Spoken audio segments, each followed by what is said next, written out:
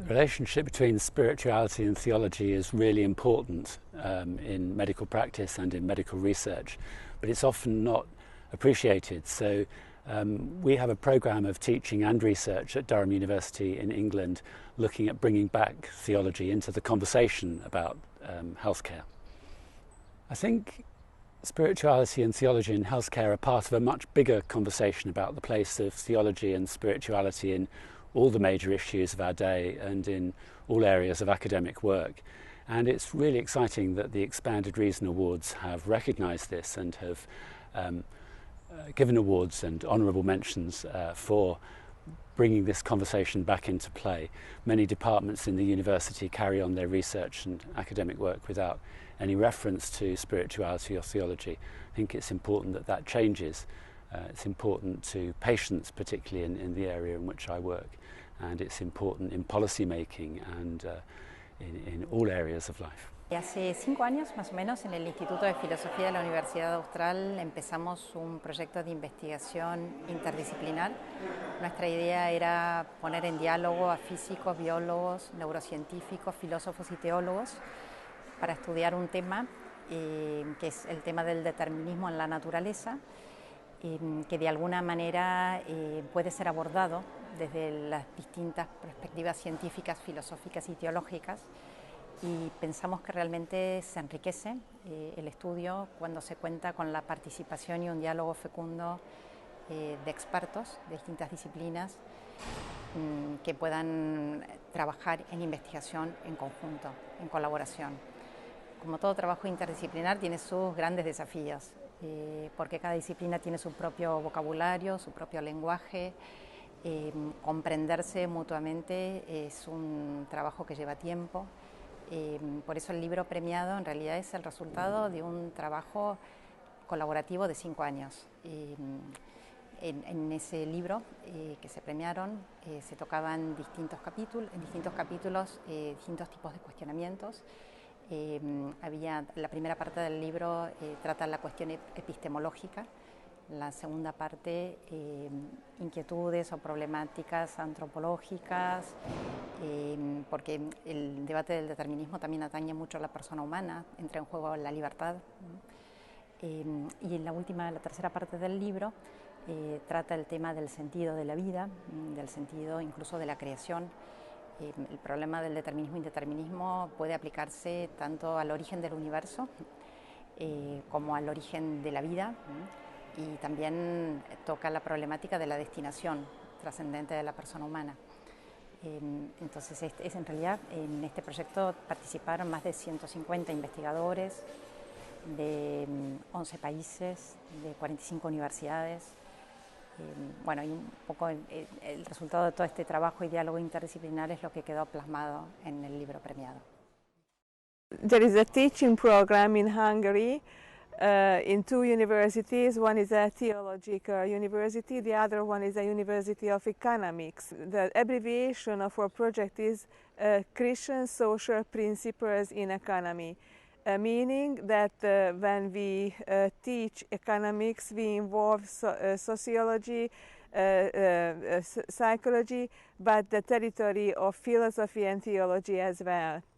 So this is an overall view on economics, because we believe that the economy is a human-centered economy, and the human is the basis and the goal of the economic activity. So therefore we have to learn a lot about the human being and even understand the ultimate goal of the economics, which could be described by the disciplines of theology and philosophy. And this is a new approach. This is a kind of alternative approach in Hungary, but the students like it very much because they get much more about the human person than the homo economicus picture on the human. And we are doing it for about 8 years. And next to this activity, we established a foundation to be able to advertise and make a marketing and PR campaign for these principles. And we are organizing conferences, publishing books, publishing brochures, and making presentations and leading a saloon. So we are making extra activities in order to be able to spread these principles, what we believe is sustainable in economy. Our initiative is an initiative for high school students from the university. So we try to make a link between the university and between the high school teachers. And we do that by having summer programming where we welcome the teachers to campus and give them presentations that are both theoretical on the one hand and practical on the other. Sí, tiene que ver con el hecho de que actualmente se considera que hay como una oposición, ¿no? O uno se acerca científicamente al estudio del hombre y de su mente, o bien opta por acercamientos religiosos o filosóficos o humanistas, ¿no? Mi idea es que esos dos conceptos no se excluyen, sino que al revés, una buena comprensión de uno está potenciada por una comprensión del otro aspecto. O sea, hay una complementariedad entre la dimensión científica, natural, y la dimensión espiritual, humanista, filosófica, si queremos. My name is Gregory. I'm professor of history at the University of Notre Dame in the United States. The main thesis of my book, The Unintended Reformation, How a Religious Revolution Secularized Society, is that in order to understand the world we're living in today, in the early 21st century, in terms of its institutions and in terms of its enormous pluralism of values and meaning and priorities, we need to understand the long-term unintended consequences of the unresolved religious disagreements and conflicts of the 16th and the 17th centuries. And I do that in 6 linked narratives that together suggest and really show how we need to understand the long, tangled, unexpected trajectory between that period and the present. The Expanded Reason Awards, it seems to me, and the category of expanded reason is especially a plea to take seriously claims about transcendence in both philosophical and religious traditions, and the importance of the kinds of questions and the sort of leverage that we can get if we take those kinds of traditions and claims seriously in relationship to the more ordinary understanding of reason as we know it in society and in the academy, namely the ways in which it is applied through the naturalist paradigms of the natural sciences and the social sciences, and indeed even in the humanities that since the 19th century have been understood to pursue their inquiry within what some have called a closed universe. The Expanded Reason Awards are about opening up the universe again. When I teach students three flavors of management. One is all about making money, financial bottom line. One is about balancing triple bottom line, social, ecological, and financial, although where that usually goes is financial is the most important. And one is on social and ecological thought. It's as social and ecological well-being are more important than financial well-being. And if you're a manager, what does it look like? What does leadership, what does motivation, what does strategy, what does organization structure look like through each of those 3 lenses? So I give the students a language or a worldview that's consistent with this holistic, expanded reason way of thinking. I study the topic of forgiveness at the University of Wisconsin-Madison. We had the honor of being the pioneers in the social scientific study of forgiveness.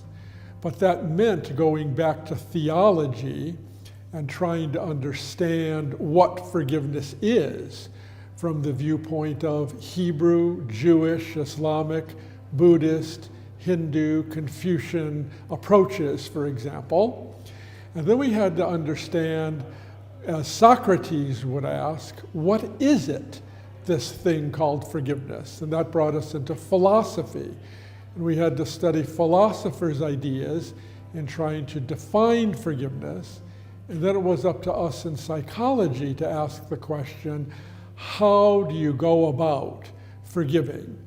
So theology asks the why question. Why should we forgive? Philosophy asks the what is question. What is it? Psychology asks the question, how do you go about it? And then we apply the scientific method by helping people to forgive and then measuring whether they become better in their well-being, decreasing in anger, anxiety, and depression, and actually living better lives upon forgiving. And our science suggests and supports the hypothesis that forgiveness helps a lot in improving mental health. En cada grado hemos identificado las asignaturas vertebradoras, que son esas que son esenciales para formar el egresado que queremos formar. Entonces, los profesores que imparten estas asignaturas son los que forman parte de las comunidades de repensamiento, junto con 2 o 3 humanistas. Y esas comunidades son las que se están marcando unos objetivos y un método para alcanzar esos objetivos, con el acompañamiento y la ayuda del Instituto Razón Abierta.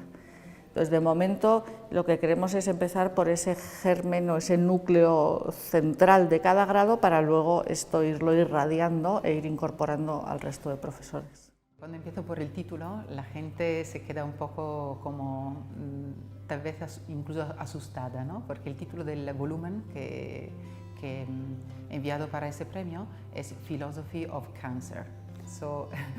Entonces, hablar de filosofía del cáncer parece como casi una contradicción, ¿no? Porque el cáncer es algo muy concreto que nos toca a todos, diría, ¿no? Desde muy cerca. Pero, y pensar que hay una filosofía detrás, eso suena como todo un tema de complejidad, ¿no? que es muy, como que nos aleja de una realidad de la biomedicina, o por el otro lado que abre a temas de metafísica que no estamos ya acostumbrados a afrontar. Y en cambio eso ha sido precisamente un estudio que ha empezado cuando yo trabajaba en los laboratorios.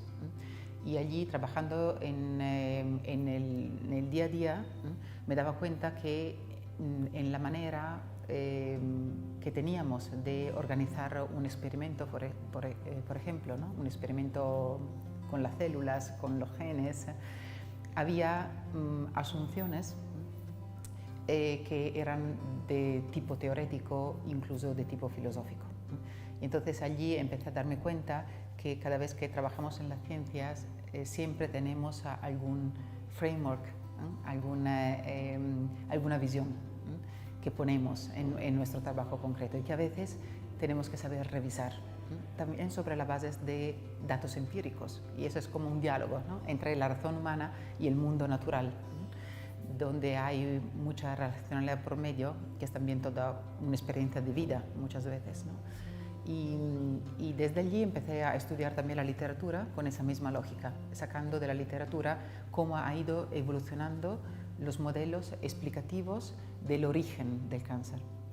Y así ha salido ese volumen, que de hecho quiere ofrecer una visión más amplia a la ciencia de ese campo de investigación, intentando ver cómo distintos modelos que pueden ser aparentemente incluso competitors, como opuestos en el campo científico, pueden ser compaginados y pueden enriquecer una visión unitaria del fenómeno.